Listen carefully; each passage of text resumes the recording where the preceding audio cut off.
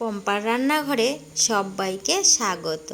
আজকে আমার রেসিপি শুটকি মাছের চাটনি। এখানে আমি রেডি করে রেখেছি পেঁয়াজ কুচি, রসুন, কাঁচা লঙ্কা আর একটা বড় সাইজের পরিমাণ টমেটো কেটে রেখেছি। আমি এখানে লঙ্কাগুলোকে পেস্ট করে নিব। যে যে পরিমাণ ঝাল খায় সেই অনুযায়ী লঙ্কা নিব।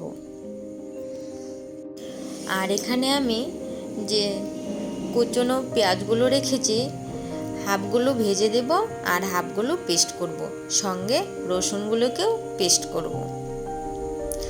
আর এক পাশে আমি শুটকি মাছগুলো ধুয়ে রেখেছি, তার মধ্যে লবণ আর হলুদ দিয়ে দিয়েছি।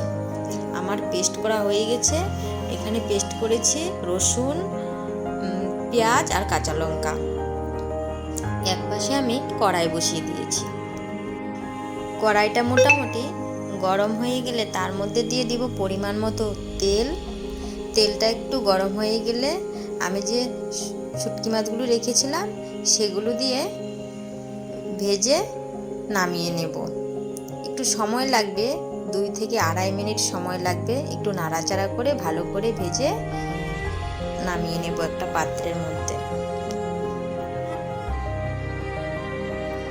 মোটামুটি ভাজা হয়ে গেছে। এখন আমি নামিয়ে নিলাম। ওই তেলের মধ্যেই দিয়ে দিব কুচিয়ে রাখা পেঁয়াজগুলো।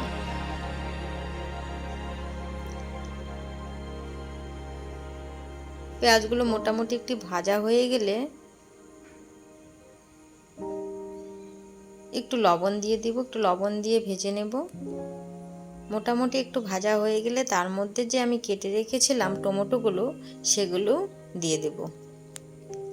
টমেটোগুলো দিয়ে নাড়াচাড়া করে একটু সময় ধরে ভাজতে থাকব।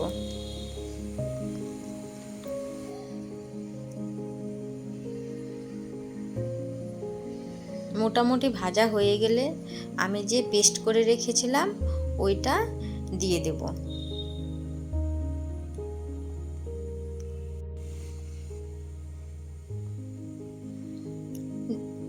দিয়ে নাড়াচাড়া করে একটু সময় ধরে ভাজতে থাকব।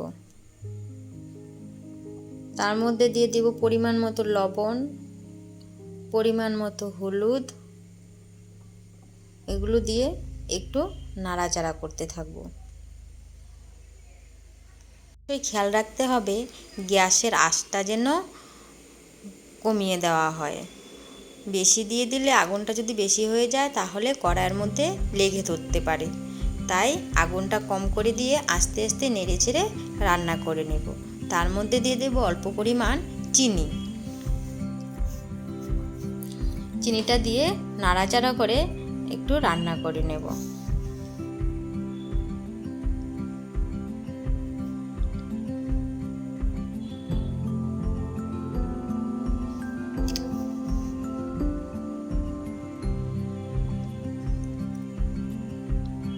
তারপরে আমি একটা ঢাকনা দিয়ে একটু সময়ের জন্য ঢেকে দেব।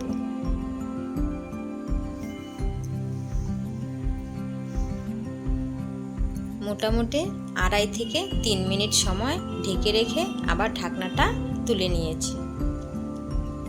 এখন নাড়াচাড়া করে অনেক মোটামুটি সময় ধরে একটু ভেজে নেব।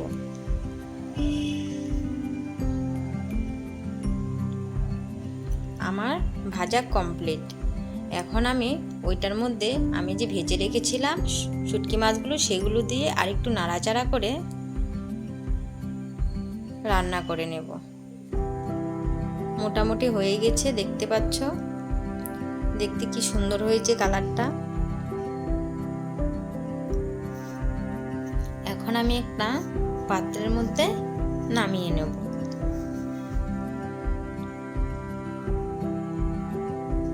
তৈরি হয়ে গেল আমার শুটকি মাছের চাটনি।